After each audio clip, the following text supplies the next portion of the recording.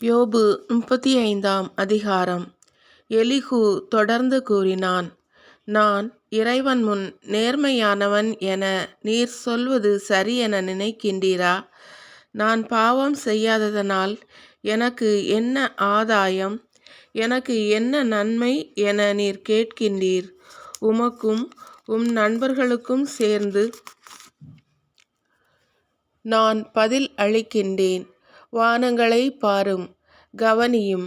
இதோ உம்மைவிட உயரே இருக்கும் முகில்கள்.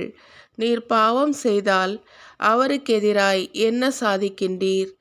நீர் மிகுதியான குற்றங்களை செய்வதால் அவருக்கு என்ன செய்து விடுகின்றீர்?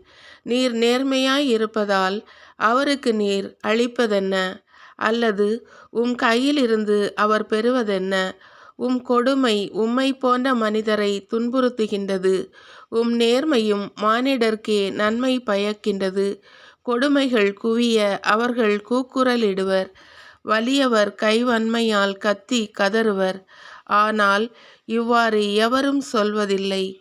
எங்கே என்னை படைத்த கடவுள்?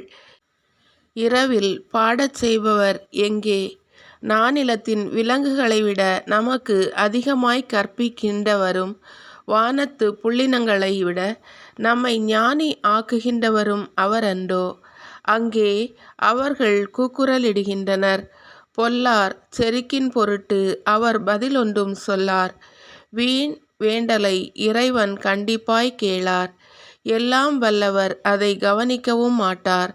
இப்படி இருக்க நான் அவரை பார்க்கவில்லை, தீர்ப்பு அவரிடம் இருக்கின்றது, நான் அவருக்காக காத்திருக்கின்றேன் என்று கூறும் நீர் எப்படி உமக்கு செவி கொடுப்பார்?